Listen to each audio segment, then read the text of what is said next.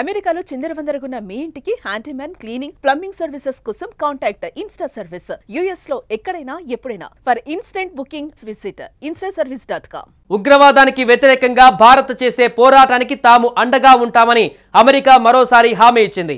ఇప్పటికే పీఓకేలోని ఉగ్ర స్థావరాలపైన మెరుపు దాడులు నిర్వహించిన భారత్ పాకిస్తాన్ గుండె జారిపోయేలా చేసింది.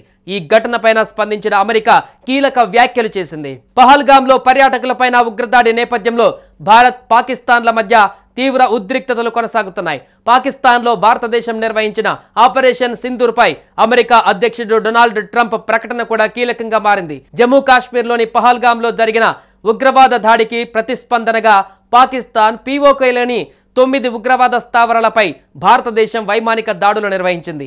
ఈ చర్యను భారత వైమానిక దళం అర్ధరాత్రి 1:30 ప్రాంతంలో చేపట్టింది. రెండు దేశాలు అమెరికా వ్యూహాత్మక భాగస్వాములు కావడంతో ఈ అంశంపైన అమెరికా ప్రతిస్పందన చాలా ముఖ్యమైనదిగా పరిగణిస్తోంది. తాజా పరిణామాల వేళ అమెరికా కీలక ప్రకటన చేసింది.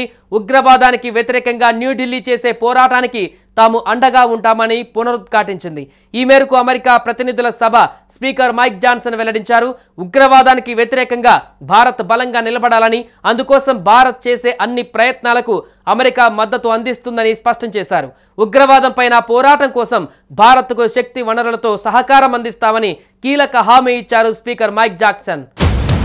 ఇరు దేశాల మధ్య సంబంధాలలో ఇది కూడా భాగమే అన్నారు. భారత్తో బంధం ఎంత ముఖ్యమో ట్రంప్ యంత్రాంగం అర్థం చేసుకుందని, ఉగ్రవాదం నుంచి ఎదురయ్యే ముప్పు ఎలాంటిదో కూడా తెలుసని మైక్ జాన్సన్ వివరించారు.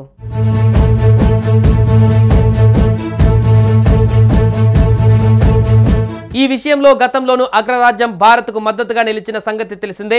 ఏప్రిల్ 22న పహల్గామ్లో ఉగ్రదాడి జరిగిన తర్వాత అమెరికా అధ్యక్షుడు డొనాల్డ్ ట్రంప్ భారత ప్రధాని మోదీతో ఫోన్లో మాట్లాడారు.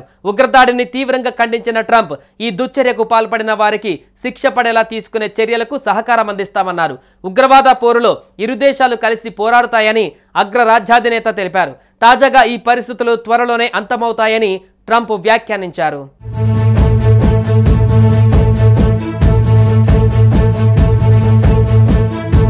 పహల్గామ్ దాడికి పాల్పడిన వారిని కలలో కూడా ఊహించని విధంగా శిక్షిస్తామని ప్రధాని మోదీ హెచ్చరించిన నేపథ్యంలో ఆ దిశగా కేంద్రం కీలక నిర్ణయాలకు సిద్ధమవుతున్నట్లుగా సంకేతాలు కనిపిస్తున్నాయి. అన్ని రాష్ట్రాలలో యుద్ధ అప్రమత్తతకు కేంద్రం పిలుపునివ్వడం దీనికి బలాన్ని చేకూరుస్తోంది. గగనతల దాడుల గురించి హెచ్చరించే సైరన్ల వ్యవస్థ పనిచేసేలా చూడాలని, ఇతరత్రా స్వీయ రక్షణపైన ప్రజలకు అవగాహన కల్పించాలని కేంద్ర హోంశాఖ అన్ని రాష్ట్రాలను, కేంద్రపాలిత ప్రాంతాలను ఆదేశించింది. ఈ క్రమంలోనే తాజాగా పీఓకేలోని ఉగ్ర స్థావరాలపైన వైమానిక దాడి చేయడం ప్రాధాన్యత సంతరించుకుంది.